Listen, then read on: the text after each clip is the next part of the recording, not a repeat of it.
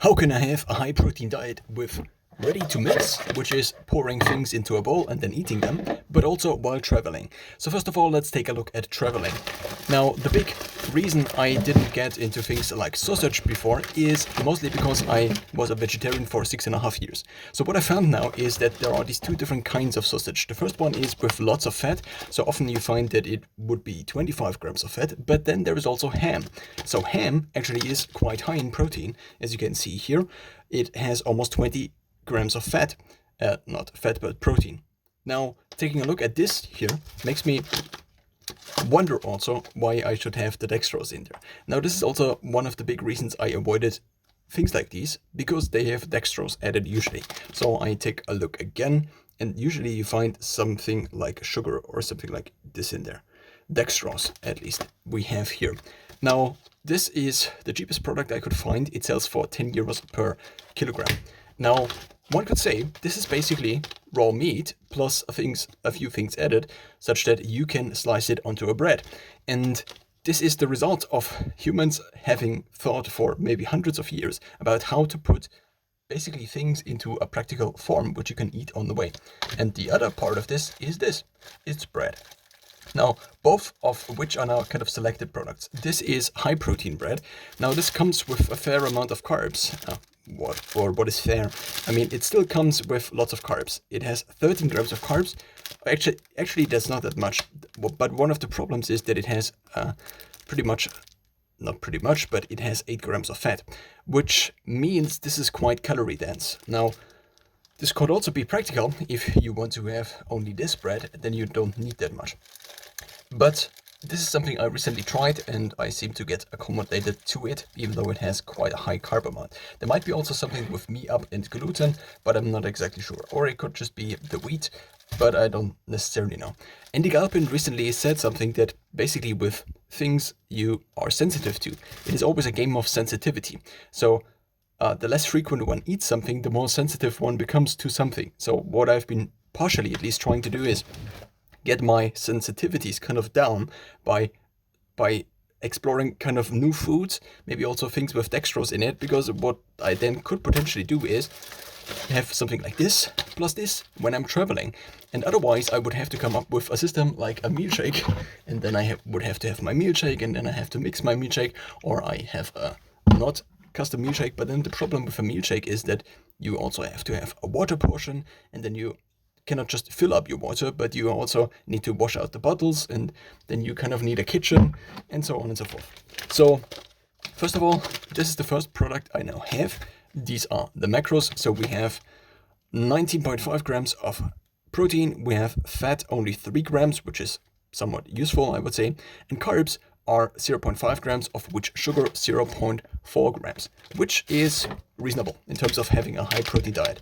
I am 6 foot and I have been trying to get at 250 to 300 grams of protein, which might be quite high, but I also do resistance training and have been since age 12, so I do think that's kind of useful. And also, if I don't eat, let's say, if I eat less than 250 grams of protein in a given day for multiple days, then I notice that I become too hungry, especially if then the resistance days accumulate, or not accumulate, but compound.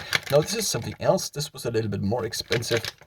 It is called nut ham, and this now has 23 grams of protein, also 3 grams of fat, and carbs 0.1 gram, not 0.1, but 1.0 gram of sugar, of which sugar 0.6 gram. It also comes with glucose syrup, not that very useful. So maybe I just stick to these. These are also the brands, basically the supermarket's own brands and not other brands, which means these are kind of the cheapest products I can get.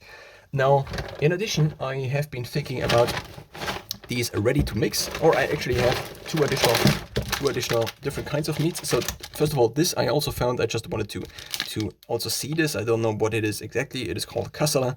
It might be this word is usually applied to pork, and so I think this is meat that is, yes, it's pork.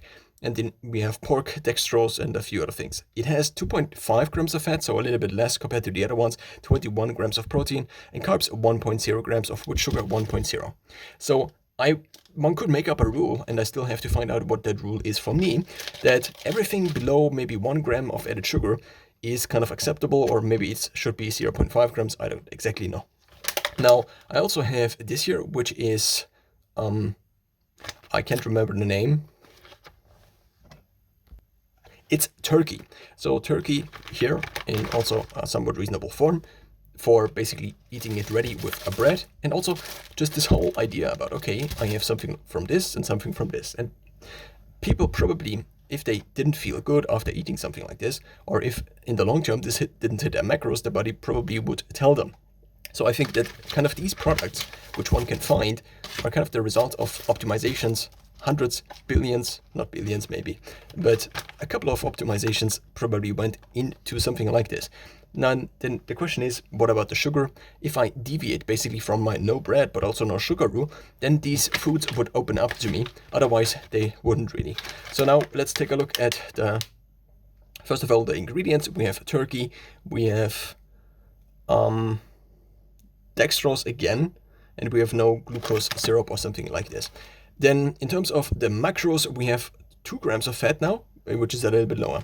I actually also recently found turkey, which is in a can or in a tin, but this had 10 grams of fat. So similarly to how you find tuna in a can, there is also turkey selling in a can, but this came with 10 grams of fat, and that's just a little bit too much fat for my taste.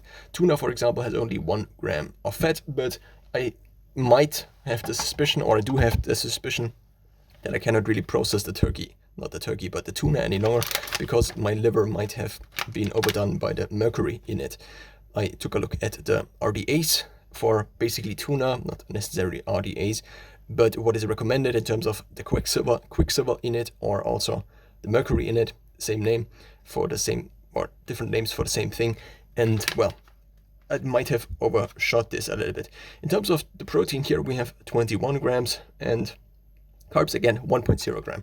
So there seems to be kind of a limit, upper limit of 1.0 grams of carbs with products like these. There seem to be 2 different kinds of products. The first one is kind of sausage, and the second one is ham. Ham seems to be kind of normal meat, normal lean meat, plus a little bit of added dextrose, whereas sausage is usually meat, maybe half of it meat, and then we have usually at least the same amount of meat as protein. So basically that's not very useful as a product for me at least. And I also took a look at how to ready mix a few things, but this will be the next video.